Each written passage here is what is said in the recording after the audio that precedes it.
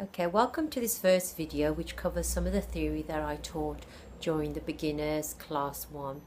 I talked about what yoga was. So yoga is the integration of many aspects of your being, your physical, your energetic, your spiritual, your emotional beings. And the type of yoga that I'm teaching you is hatha. Ha meaning sun and tha meaning the moon.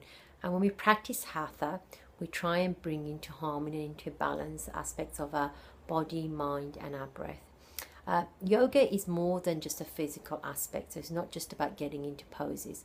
So in each lesson I will discuss some of the fundamental aspects of yoga, and these elements exist, but they exist in the unseen world, and these are fundamental to knowing how you practice and what you achieve from your practice. Without these fundamental aspects, and these aspects being pranayama, asana, bandhas, drishtis, which you will learn through the various lessons, yoga then just becomes an outward expression of physical movement. Okay, then you're just going to a yoga class to get a workout. But if we apply these subtle tools, so a practitioner applies these subtle tools into our yoga lessons and our classes, we really are entering into the mystical realms of prana and experiencing some of the subtle wonders of yoga. Yoga is not about having an energetic workout on your mat. It's a lot more spiritual. It's a lot more inner looking and inward looking into what you're doing and how you're breathing. So one of the key areas I want to discuss, and we'll talk about this throughout all our yoga classes, is pranayama. Prana meaning life force, yama meaning control, and our life force basically is breath. So in yoga, breath is king. And if you think about how we breathe, we all breathe automatically and unconsciously. It's shallow breathing, and when we're breathing, we're not utilizing our lung capacity. They say we utilize 1/5 of our lung capacity. What we need to do is, in order for us to control our breath, we need to gain awareness of our breath and bring our breath into our consciousness.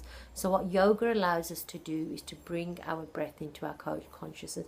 And how do we do this? Well, we use our nose. If you think about how we breathe, we typically breathe in through our nose and out through our mouth. So some people just breathe in and out through their mouth. Breathing in and out through our nose is fairly hard. And that's what yogic breathing is about.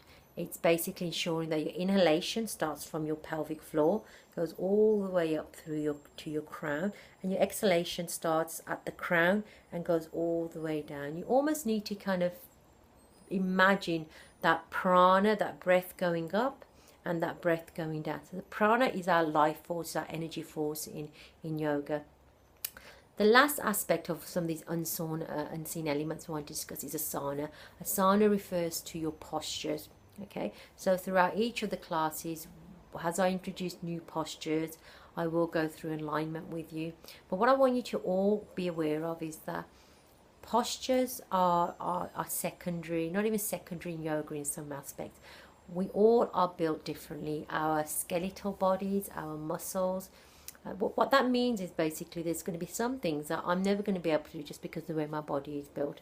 We're all not bendy wendies. So when you're doing yoga, don't ignore everybody around you. It's your practice, your journey. Don't think about somebody doing a headstand and getting into all these twists and bends, and you're not able to do that. Your yoga journey is your own journey, and getting into the best postures isn't a measure of success of how wonderful your yoga class was or how your yoga experience is.